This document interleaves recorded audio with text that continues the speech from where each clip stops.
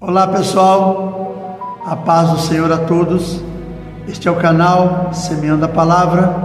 Nós vamos a mais uma mensagem da Palavra do Senhor, mas um pedido que eu sempre faço, eu quero reforçar com você. Não esquece de deixar o seu like, de também deixar o seu comentário sobre o que você achou da mensagem, que isso para a gente é muito importante, para que a gente possa estar melhorando, para que a gente possa estar trazendo assuntos mais relevantes. Também não esqueça de mandar esta mensagem para todos os seus contatos, para todos as suas redes sociais, que é muito importante para que esta palavra alcance um número maior de pessoas. E se você não for inscrito no canal, se inscreva, que com isso você vai estar nos ajudando, você vai estar nos contribuindo para que a palavra do Senhor possa alcançar muito mais pessoas. Talvez você tenha um amigo no exterior, tenha um amigo num outro estado, passe para ele, mande para essa pessoa. Inclusive, se a pessoa achou que a mensagem não foi boa, mande para a gente, porque a gente precisa melhorar, e a gente só vai melhorar com a ajuda de vocês, tá bom? Que Deus abençoe sua vida. Aguarde aí só um minutinho e nós já voltamos com a mensagem da palavra do Senhor.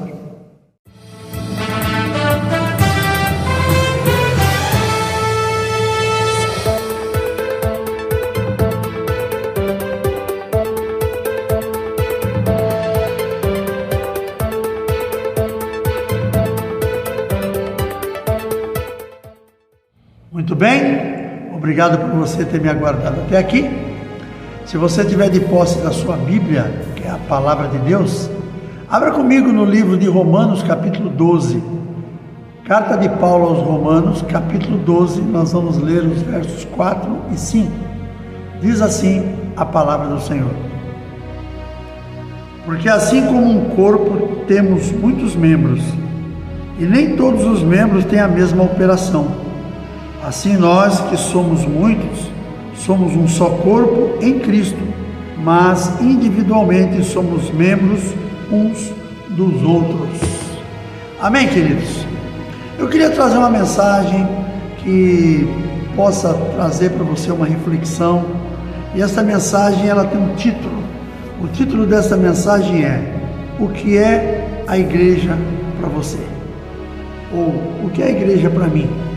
Nós precisamos saber, porque a igreja ela tem esse nome, ela tem uma simbologia muito forte, mas às vezes tem pessoas que elas participam de uma igreja, mas elas não têm muitas vezes a direção certa. Muitas vezes elas não têm, por exemplo, a ideia correta do que é uma igreja. As pessoas acham que a igreja é um lugar onde a pessoa se reúne num domingo, se ela não tiver nada para fazer, ela vai para uma igreja, ela vai ouvir um pastor, um pregador trazer uma mensagem. Pode ser também a igreja católica, que tem o padre, tem outros tipos de denominações que usam outros tipos de líderes, apóstolos, anciãos, bispos, não importa. Mas muitas pessoas vão num lugar desse, primeiramente, porque elas precisam de alguma coisa. Segundo, algumas que não têm o que fazer, então elas vão. Quando a gente olha na palavra de Deus, Jesus, aonde ele estava, havia uma multidão junto com ele. Aquela multidão havia um número de pessoas que estavam ali porque estavam buscando por alguma coisa. Tinha uma outra quantidade de pessoas que estavam ali por mera curiosidade. Estava ali porque via aquele ajuntamento e queria saber o que estava acontecendo. Pessoas que vão perguntar para ela o que ela está fazendo ali, ela não tem certeza. Tem aquelas pessoas que vinham justamente porque eram contrários aquilo que Jesus pregava e estavam sempre procurando uma brechazinha ali para poder contrariar a palavra de Deus. E haviam aqueles que realmente vinham porque estavam buscando algo de Deus substancial, buscava pela comunhão, buscava pela palavra que venha trazer um conforto no coração, que venha dar uma direção na sua vida. A igreja nos dias de hoje não é diferente. Mas a igreja, ao longo dos séculos, ela passou por algumas mudanças. E eu queria trazer para nós algumas dessas situações, desde lá do começo, no livro de Gênesis, até chegar nos nossos dias. Não é uma mensagem muito extensa, mas eu quero trazer 4 exemplos de o que foi a igreja em algum tempo e o que é a igreja nos dias atuais. A primeira parte que eu quero trazer para nós é o que está escrito lá no livro de Gênesis capítulo 7, verso 1, que diz assim: Disse o Senhor a Noé: entra na arca, tu e toda a tua casa, porque reconheço que tens sido justo diante de mim no meio desta geração.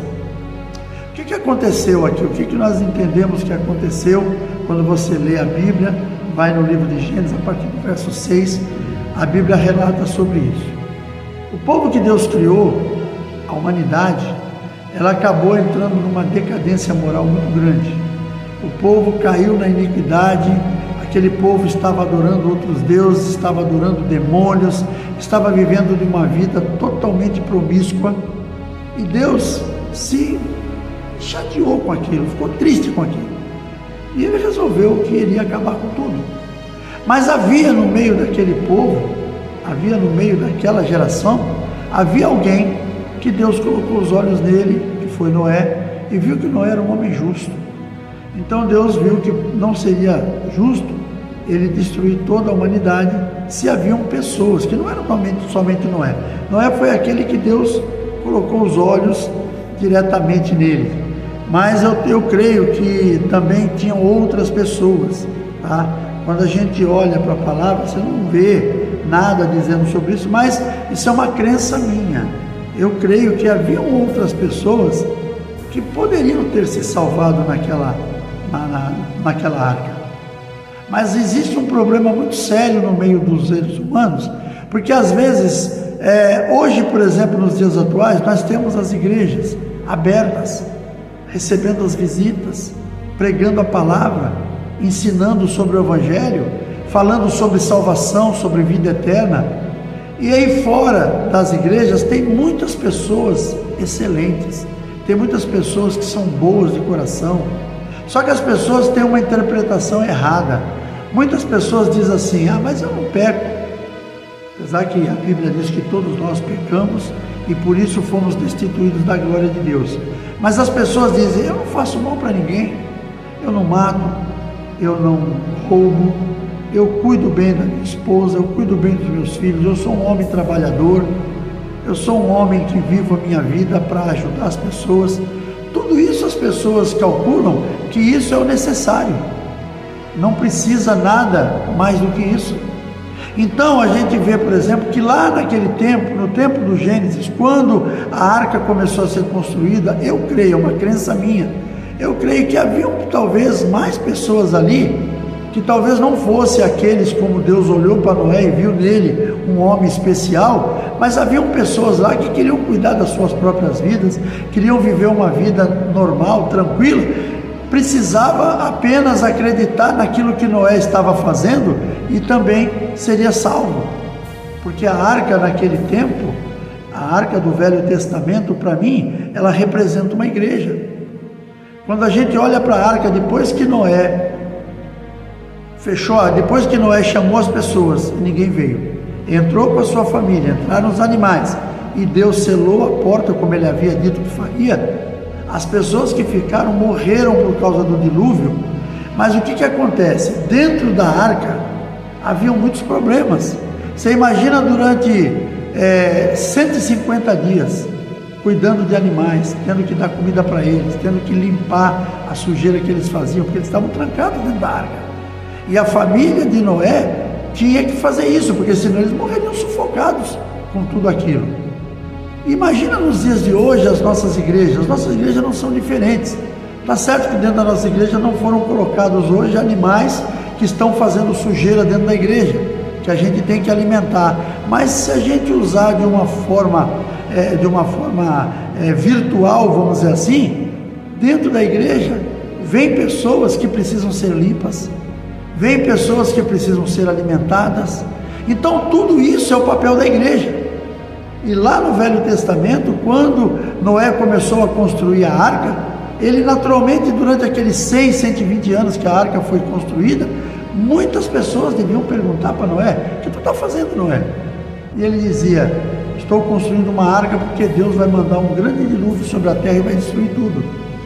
Eu penso até na minha forma de pensar, Talvez Noé tenha falado: eu te conheço, você é uma pessoa de bem, me ajuda aqui, porque quando essa arca for fechada, você entra comigo e você também vai ser salvo. E a pessoa, naturalmente, ela devia cair na gargalhada, achando que aquilo não passava de uma bobagem.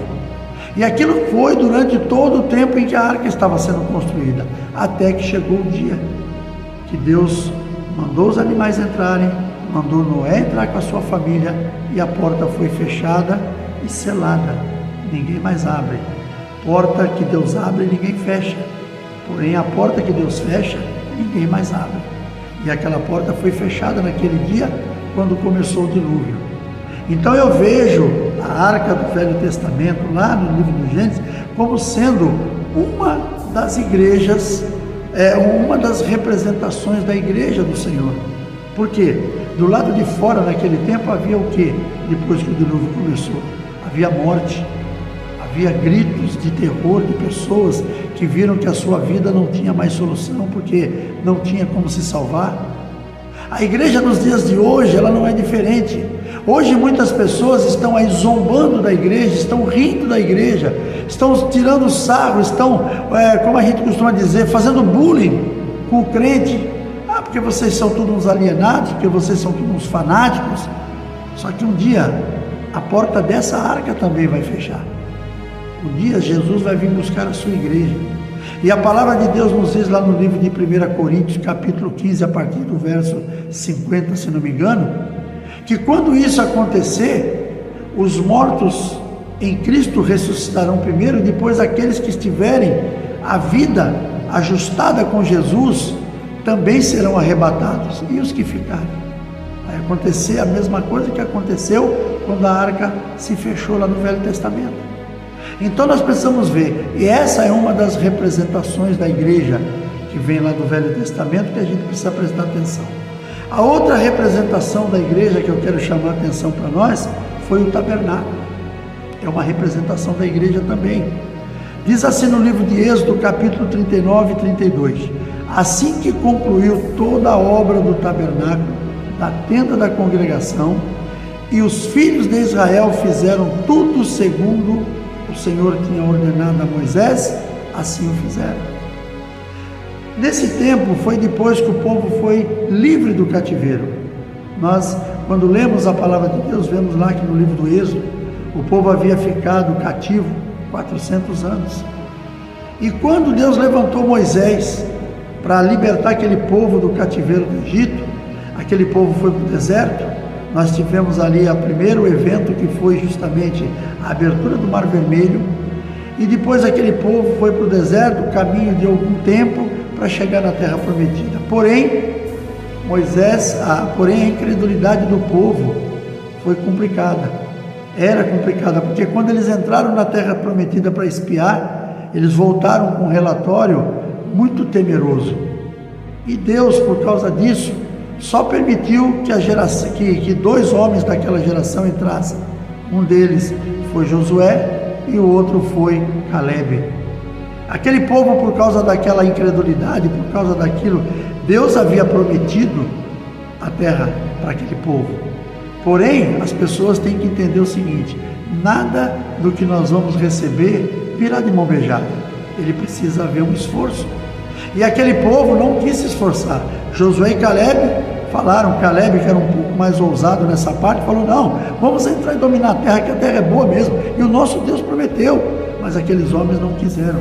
E aí aquele povo ficou vagando durante 40 anos no deserto. Aí Deus mandou levantar o tabernáculo. Levantou o tabernáculo. O que seria o tabernáculo? Era a igreja no deserto. Era aquela igreja em que o povo haveria de se corresponder naturalmente com o sumo sacerdote, com os sacerdotes, e tudo seria levado a Deus.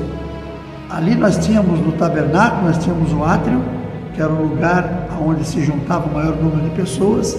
Havia o santo lugar, e depois o santo dos santos, onde só entrava o sumo sacerdote quando Deus descia naquele lugar. Era o lugar de adoração. Era o lugar onde Deus determinou cada utensílio que seria feito, tudo dentro de um projeto deliberadamente criado por Ele. E os homens fizeram aquilo, foi levantado aquele tabernáculo e durante 40 anos aquele povo vagou pelo deserto com aquela igreja ambulante. Toda vez que a nuvem parava, aquele povo também parava. À noite haviam colunas de fogo para aquecer aquele povo. Então, durante aquele tempo, aquele povo foi protegido, as roupas deles cresceram no seu próprio corpo, sandálias cresceram no corpo, não faltou comida, não faltou nada. É uma mensagem para outro momento, mas vocês já pararam para pensar o quanto de comida e de água precisava aquele povo todos os dias? Quando você faz um evento aí para 50, 100, 200 pessoas, você já parou para pensar a cozinha daquele local que vai ter que servir a refeição, café da manhã, almoço e janta para aquelas pessoas? Você já pensou o número de pessoas que tem trabalhando, a quantidade de alimentos que tem que ter naquele lugar? Imagina aqueles milhões de pessoas vagando no deserto, um lugar sem água, mas que Deus providenciou a água, um lugar de extremo calor, mas que Deus providenciou uma sombra, um lugar que no meio da noite virava para abaixo de zero, mas Deus providenciou a coluna de fogo para aquecer aquele povo. Imagina como é que era a comida para aquele povo, para homens, mulheres e crianças. Não era uma coisa simples. Então a gente imagina como é que era naquele tempo. Mas isso é para uma outra mensagem. Eu volto na questão da igreja. O tabernáculo era o local de adoração, no meio do deserto. Depois nós vamos um pouquinho mais para frente, nós vamos lá no livro de Crônicas, capítulo 3, no verso 1, diz assim: começou Salomão a edificar a casa do Senhor em Jerusalém, no Monte Moriá, onde o Senhor aparecera a Davi, seu pai, lugar que Davi tinha designado na eira de Ornã, o Jebuseu. A igreja seria o templo no templo dos reis. Naquele templo havia o local de adoração, que já era um lugar fixado, não era mais aquela igreja ambulante, não era a primeira igreja, que era uma navegação, que ficava flutuando sobre as águas, não era a segunda igreja, que era uma igreja ambulante, mas a terceira igreja, que é a igreja firmada num lugar. Era o templo que foi construído pelo rei Salomão. O seu pai Davi queria ter construído esse templo, mas Deus falou que não, porque ele tinha muito sangue nas mãos. Deu esse direito ao seu filho Salomão e ele construiu com excelência. Foi feito assim uma coisa fantástica, e aquele templo ficou construído durante muitos anos. E aquele templo era o local de adoração naquela época. Era o templo que o pessoal vinha para adorar, que o pessoal vinha trazer as suas ofertas ao Senhor, que as pessoas vinham realmente para aquilo. Eles tinham consciência do que era aquilo lá. E o tempo foi se passando. E aquele templo depois foi destruído, foi construído um outro, mas a igreja sempre existiu. A igreja, local de adoração, ela sempre existiu. E aí nós chegamos no nosso tempo, que eu quero dizer para nós, a igreja no tempo de hoje, eu posso dizer que ela é um porto. A igreja no tempo de hoje é um porto. Um dia eu li uma frase de um escritor cristão, não me lembro o nome dele agora, e ele está numa frase de um livro de lideranças. E essa frase ele diz, inclusive esse homem é um almirante, ele era da Marinha dos Estados Unidos.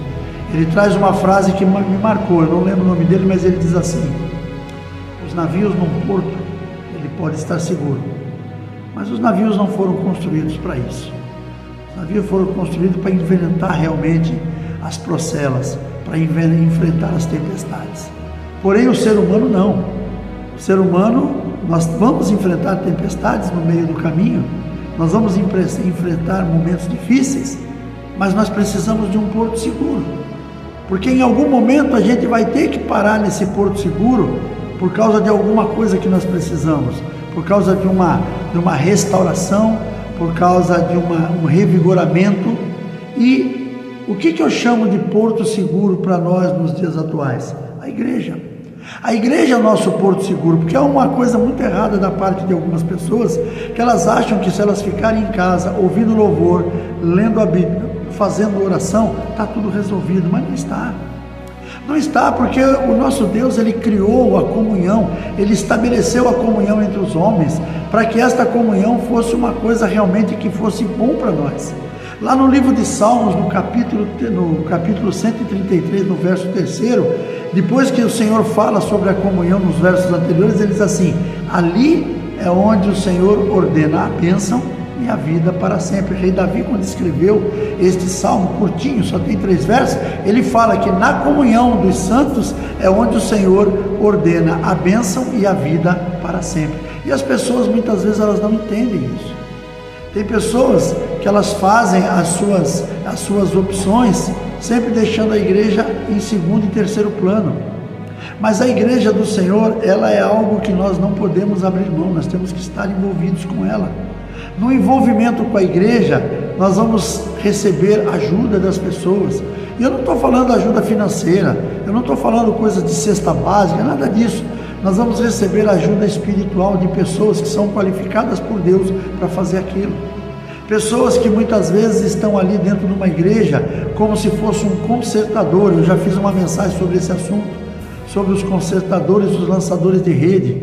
Os lançadores de rede são os evangelistas que vão ao campo, que vão às ruas, que vão às casas, que vão às pessoas trazer uma mensagem de salvação. E quando essas pessoas aceitam essa mensagem no seu coração, porque o Espírito Santo é quem convence, elas vêm para a igreja. Aí precisa dos consertadores, que são aqueles que vão receber aquelas pessoas e vão trazer para eles uma solução para aquilo que ela está vivendo, através da essência que vem do Espírito Santo sobre a vida das pessoas que estão na igreja, através daquilo que nós aprendemos na igreja, através daquilo que Deus põe no coração de cada um, nós compartilhamos com essas pessoas, que vai trazer uma vida nova para aquela família.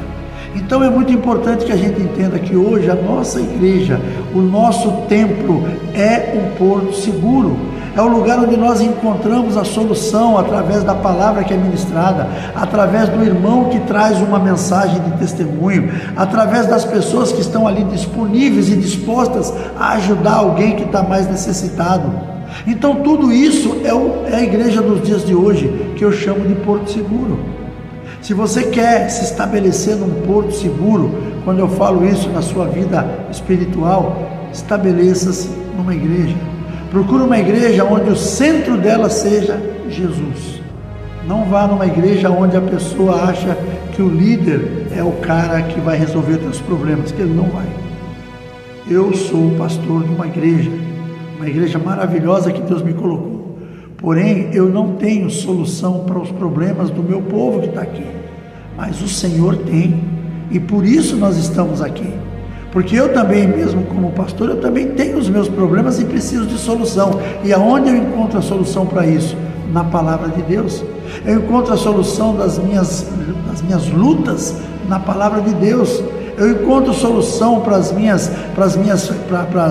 fraquezas na palavra de Deus. Eu encontro solução para as minhas dúvidas, tudo na palavra de Deus.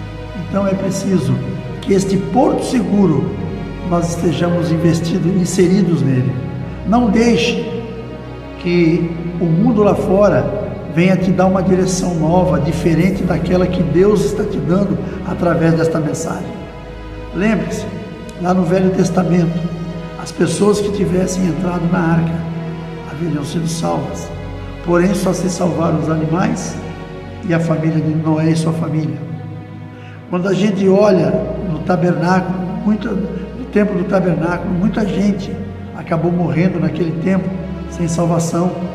Muita gente contrariaram aquilo que a palavra de Deus ensinava. Quando chegamos no tempo dos reis também, eu creio que muita gente se desviou do caminho. Muita gente se desviou e foi morta e morreram sem salvação. Quando nós chegamos no Novo Testamento, essa mesma arca continua aberta, hoje, esperando que eu e você entremos nela. Então não deixe para o último dia, não deixe para a última hora, não deixe para quando você estiver achando que a tua história acabou. Venha agora, procure hoje uma arca que é um porto seguro para a sua vida, e ali Deus vai falar contigo e vai te ensinar como você tem que agir. Eu espero que você, querido, minha querida, meu querido, possam assimilar e refletir nesta mensagem. É uma mensagem simples, mas é uma mensagem básica daquilo que nós precisamos nos dias de hoje. Eu quero orar com você nesse momento e depois fazer as últimas considerações. Feche os seus olhos. Pai, em nome de Jesus, quero te louvar e agradecer por mais esta oportunidade de colocar esta mensagem num vídeo e mandar para as pessoas. Que cada um, Senhor, que ouvir esta mensagem, que ele possa fazer uma reflexão de onde é o porto seguro que ele está inserido. Eu espero que seja a igreja do Senhor. Eu espero que, se não for a igreja do Senhor, que essa pessoa, através dessa mensagem, que ela busque uma igreja, que ela busque saber como precisa agir, porque eu creio que o Senhor é poderoso para mudar a vida de cada uma dessas pessoas. Senhor, estamos próximos de tudo aquilo que a Tua palavra nos relata, ou seja, estamos próximos do fim. E o fim, Senhor, será de uma forma muito boa se nós estivermos caminhando contigo. Porém, será de uma forma muito ruim se as pessoas não aceitarem que elas precisam da igreja, que é o porto seguro do Novo Testamento. Que a bênção do Senhor se manifeste na vida de cada um. Obrigado, Senhor, por esta mensagem, que tudo que foi ministrado aqui possa ser refletido por cada um daqueles que assistam e que ela traga uma mudança no coração de cada um. É o que eu te peço neste dia e te agradeço, no nome de Jesus. Amém? Obrigado por você ter ficado comigo até aqui. Eu espero que esta mensagem possa realmente trazer uma reflexão no teu coração e que você possa realmente procurar uma igreja que é um porto seguro para você seguir a tua vida junto com a tua família. Um beijo no coração, um forte abraço e até o próximo vídeo, permitido Deus.